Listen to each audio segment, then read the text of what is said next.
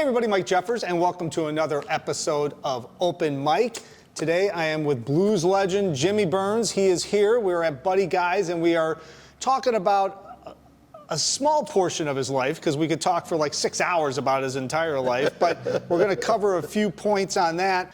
Jimmy, thanks for being here for a few minutes. Thank you. Absolutely. I know you have a jam session you're running here at Buddy's a couple of times a month, actually, so I'm glad. Yeah, that's about right. Well, let's talk a little bit about that too, because reading up on you and knowing your background a little bit, I know you came from Mississippi up to Chicago in like 1955, right? So Right. what does that put you, about 12 or 13 or something 12. like that? 12, right? Mm-hmm. And at that time in Chicago, and this is the kind of stuff that fascinates me because I'm into history, and the blues was there, but there was still soul, there was gospel, there was all sorts of things happening, everything. right? And you were able to sing everything. You weren't totally into the blues yet, were you? You were singing a lot of other stuff. No. That's right. That's correct. I was not into the blues. When I came here, this group by the name of the Dells, the Spaniards already had heard Clyde McFadden and the Drifters when I was in Mississippi. Mm-hmm. And of course, Roy Hamilton. A lot of people. And those were all influences on you. And Absolutely. You were singing when you came up from Mississippi. You grew up in kind of a musical house, right? I mean, there was some music around a little bit. My mama messed with the guitar a little bit, and so did my dad. My dad had played like 3 instruments: guitar, harmonica, and piano. Yeah. But you didn't pick anything up like that? I mean, down there? I picked up the guitar in 1952 when I was 9 years old. Yeah.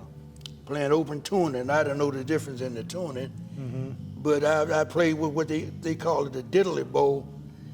I remember that since probably before I was 7 years old.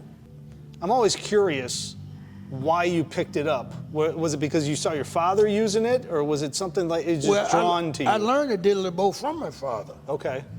because he used to put it on the front porch. It was only one string. Mm-hmm. He had that bottle the little, like a flavor bottle to fret it. Mm-hmm. And I fell in love with it. And then I fell in love with the guitar. I've always loved the guitar. I've always, even right today. Yeah. It's always interesting to me because when you pick up a guitar now, you're doing the diddly bow, and then all of a sudden you pick up a guitar and there's, I don't know, I'm just a drummer, but there's a few more strings on a guitar than a diddly bow.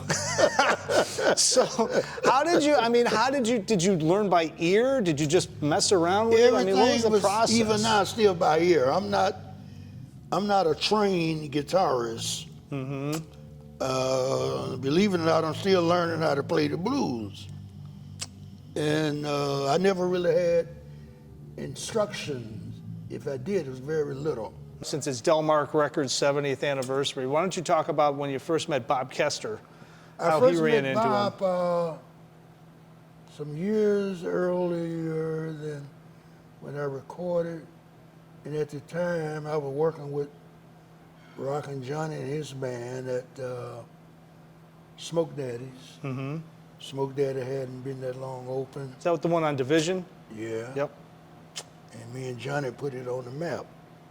So that's when you met Bob over there? That's when I met Bob. And I already had enough stuff for a CD because I had been writing.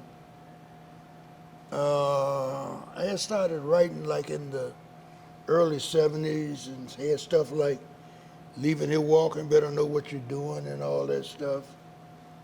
When I started out with the blues, my idea was to integrate